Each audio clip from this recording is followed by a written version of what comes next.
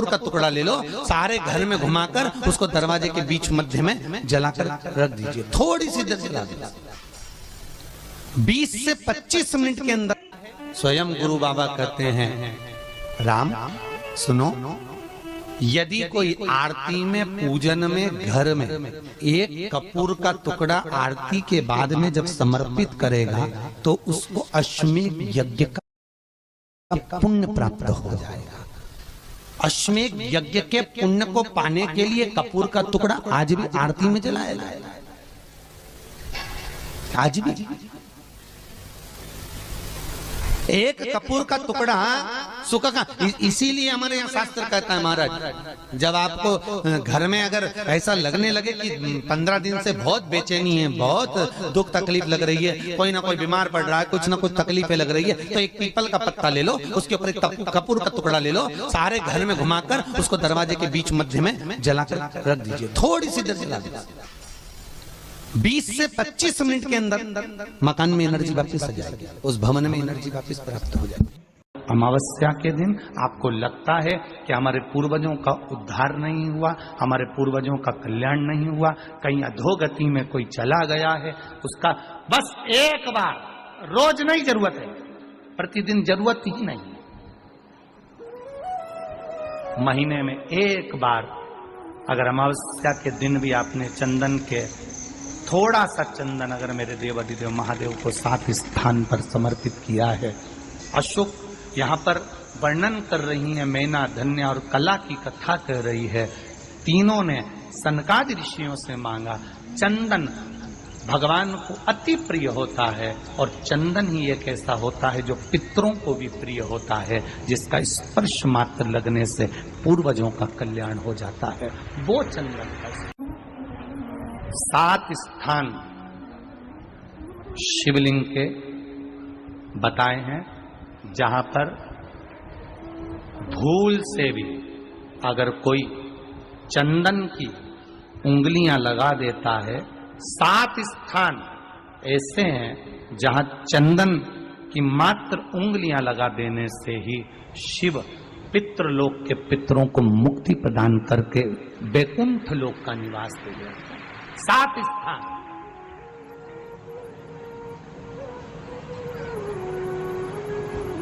और वो 7 स्थान जो चंदन के बताए गए, पहला भगवान देवाधिदेव महादेव के शिवलिंग पर चंदन का लेपन, समझ लेना जरा बहुत अच्छे से।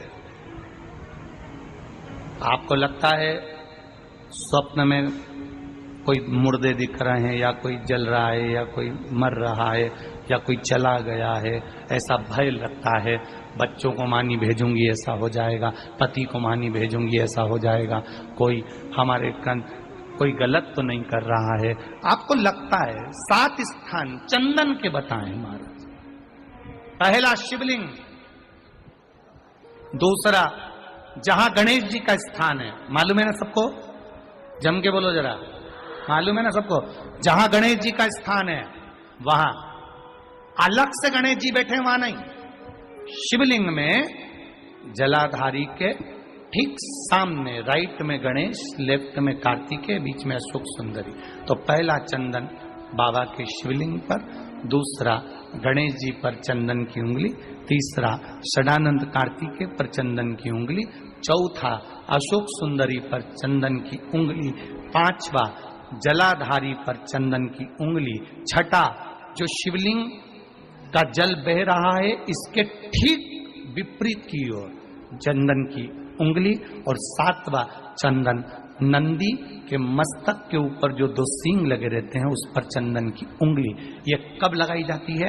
या तो अमावस्या के दिन आपको लगता है कि हमारे पूर्वजों का उद्धार नहीं हुआ, हमारे पूर्वजों का कल्याण नहीं हुआ, कहीं अधोगति में कोई चला गया है, उसका बस एक बार, रोज नहीं जरूरत है, प्रतिदिन जरूरत ही नहीं, महीने में एक बार अगर अमावस्या के दिन भी आपने चंदन के थोड़ा सा चंदन अगर मेरे देवाधिदेव महादेव को 7 स्थान पर समर्पित किया है। अशोक यहाँ पर वर्णन कर रही है, मैना, धन्य और कला की कथा कर रही है। तीनों ने सनकादि ऋषियों से मांगा। चंदन भगवान को अति प्रिय होता है और चंदन ही एक ऐसा होता है जो पितरों को भी प्रिय होता है, जिसका स्पर्श मात्र लगने से पूर्वजों का कल्याण हो जाता है, वो चंदन का स्पर्श। आपके घर में पितृदोष है, आपको ऐसा महसूस होता है, आपको लगता है, तो किसी भी नवरात्रि के पहले जो अमावस्या पड़ती है, मान लो अपन अमावस्या पड़ी, आप एक अंदाजा लगाइए, तो जिस दिन अमावस्या रहे उस दिन चावल की कटोरी में एक कपूर का टुकड़ा रख दीजिए महाराज, छोटा सा, और कपूर का टुकड़ा रखकर उस कपूर को दरवाजे के बाहर कटोरी में ही, चावल रखी हुई कटोरी में ही उसको पितरों का स्मरण कर कर जला दीजिए। और जलाने के बाद उस चावल को कहीं भी किसी भी वृक्ष की छांव में पक्षियों के लिए डाल दीजिए। शिव महापुराण की कथा कहती है, अगर मान लो पितृ आपको कष्ट दे रहे हैं, पितृ आपको तकलीफ दे रहे हैं, कोई काम नहीं होने दे रहे हैं, या कहीं आपको ऐसा लगता है कि पितरों का दोष है, तो वो पितृदोष देवी, अब ये जो आप करेंगे ये कब कर रहे हैं? अमावस्या के दिन आप उसको रख रहे हैं, अमावस्या के दिन उसको रखकर रात भर अपने रखा कपूर के साथ में, सुबह एकम पड़ गई, नवरात्रि लग गई, उसी दिन उसको जलाकर आपने पटक दिया, अर्थात उससे देवी और पितृ इन दोनों का आशीर्वाद जो प्राप्त होता है, तो घर में से पितृदोष समाप्त होकर लक्ष्मी की वृद्धि प्रारंभ हो जाती है, कार्य में सिद्धता आ जाती है। मान लो अगर पितृदोष है तो करो, नहीं है बड़े अलमस्ती से रहो, तो ये पितृदोष का स्मरण है। तो यहाँ शास्त्र कह रहा है कि पितरों का जो लोक होता है, पितर जो लोक होता है, उस पितृलोक में 64 योगिनियां प्रवेश नहीं करती। शिव महापुराण कर रही है, शंकर की कथा कर रही है। एक छोटा सा उपाय अवश्य करिएगा। मान लो आपको लग रहा है कि आपके घर में पितृदोष है, आपको ऐसा महसूस होता है, अमावस्या पड़ती है, चावल की कटोरी में एक कपूर का टुकड़ा रख दीजिए मान, छोटा सा, और कपूर का टुकड़ा रखकर उस कपूर को दरवाजे के बाहर कटोरी में ही, चावल रखी हुई कटोरी में ही उसको पितरों का स्मरण कर कर जला दीजिए। और जलाने के बाद उस चावल को कहीं भी किसी भी वृक्ष की छांव में पक्षियों के लिए डाल दीजिए। शिव महापुराण की कथा कहती है, अगर मान लो पितृ आपको कष्ट दे रहे हैं, पितृ आपको तकलीफ दे रहे हैं, कोई काम नहीं होने दे रहे हैं, या कहीं आपको ऐसा लगता है कि पितरों का दोष है, तो वो पितृदोष देवी, अब ये जो आप करेंगे ये कब कर रहे हैं? अमावस्या के दिन आप उसको रख रहे हैं, अमावस्या के दिन उसको रखकर रात भर आपने रखा कपूर के साथ में, सुबह एकम पड़ गई, उसी दिन उसको जलाकर आपने पटक दिया, अर्थात उससे देवी और पितृ इन दोनों का आशीर्वाद जो प्राप्त होता है, तो घर में से पितृदोष समाप्त होकर लक्ष्मी की वृद्धि प्रारंभ हो जाती है। अमावस्या के दिन प्रदोष काल में, प्रदोष के समय पर, प्रदोष काल में शाम के समय पर जाकर किसी भी नदी, तालाब, बावड़ी, कुआं, कहीं ना कहीं जो आपके पास में हो,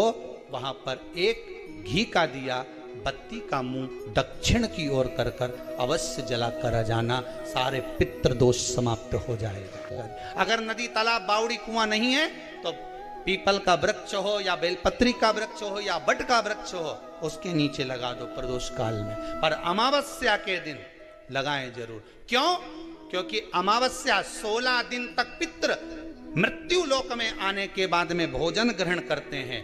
अमावस्या के दिन पितृ शाम के समय प्रदोष काल में शंकर भगवान का नाम जाप कर कर नदी, तालाब, बावड़ी पर पानी पीने जाते हैं, वहां से जल का आचमन कर कर पितृ अपने लोक को चले जाते हैं प्रदोष काल के समय पर। इसलिए प्रदोष काल में जलाशय के पास में बावड़ी, कुआं, नदी, तालाब के किनारे पर दिया लगाया जाता है, दक्षिण की ओर मुख कर कर बत्ती का, तो पितृ आशीर्वाद देते हुए जाते हैं कि फलो फूलो, आगे बढ़ो, उन्नति करो, तरक्की करो। ये पितरों का आशीर्वाद रहता है, पितरों का वर रहता है। आप देंगे, कुछ करा ना करा, फिर अमावस्या के दिन उस दिन दिया दक्षिण की ओर बाती का मुख कर कर।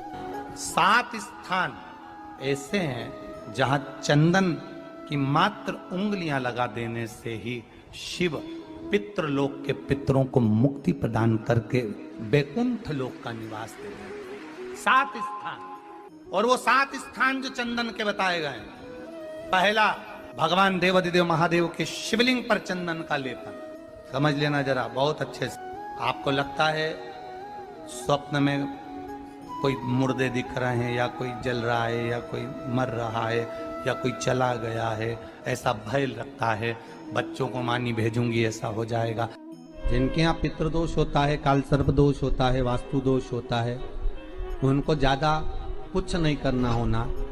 महाराज एक बेल का फल लीजिए, उसके अंदर का जो गुर्दा होता है, अंदर का जो भाग होता है, उसको निकाल लीजिए और उस बेल के फल में आटा सेक कर उसमें शक्कर मिलाकर उसको उसके अंदर भर लीजिए।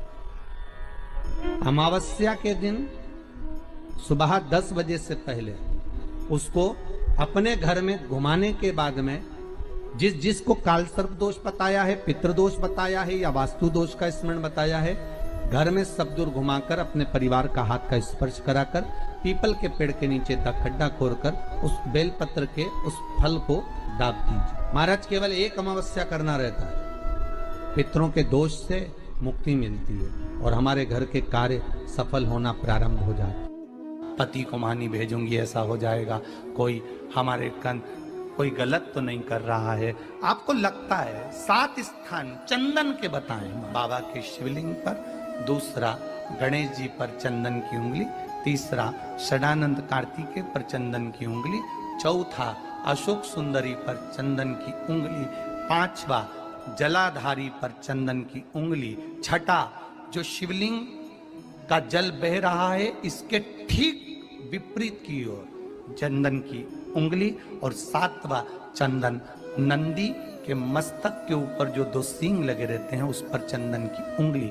ये कब लगाई जाती है? या तो अमावस्या के दिन आपको लगता है कि हमारे पूर्वजों का उद्धार नहीं हुआ, हमारे पूर्वजों का कल्याण नहीं हुआ, कहीं अधोगति में कोई चला गया है, उसका बस एक बार, रोज नहीं जरूरत है, 4 दिन दुकान अच्छी चले, बाकी के समय बैठना पड़े, समझ लेना पितृदोष। घर में बच्चे चिड़चिड़े हो जाए, गलत संगति में डूब जाए, समझ लो चिड़चिड़ हो रहे हैं, पितृदोष।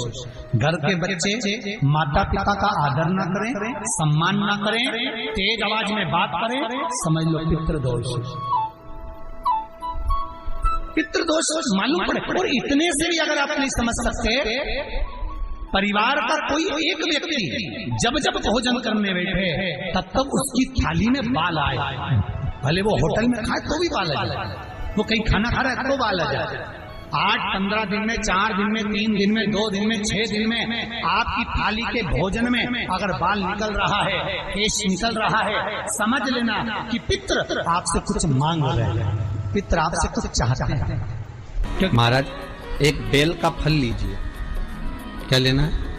बेल का फल, बेलपत्री का जो फल होता है उसको ले लो, उसके अंदर का जो गुर्दा होता है, अंदर का जो भाग होता है, उसको निकाल लीजिए और उस बेल के फल में आटा सेक कर उसमें शक्कर मिलाकर उसको के अंदर भर लीजिए। अमावस्या के दिन सुबह 10 बजे से पहले उस बेल फल में जिसमें तुमने पंजेरी भरी है, आटा सेक कर भरा है शक्कर के साथ में, उसको अपने घर में घुमाने के बाद में जिसको काल सर्प दोष बताया है, पितृदोष बताया है, या वास्तु दोष का स्मरण बताया है, घर में सब दूर घुमाकर अपने परिवार का हाथ का स्पर्श कराकर पीपल के पेड़ के नीचे खड्डा खोदकर उस बेलपत्र के उस फल को दाब दीजिए। महाराज केवल एक अमावस्या करना रहता है, पितरों के दोष से मुक्ति मिलती है और हमारे घर के कार्य सफल होना प्रारंभ हो जाते हैं। कार्य की सफलता होती है, कार्य में सफलता प्राप्त होने लगती है।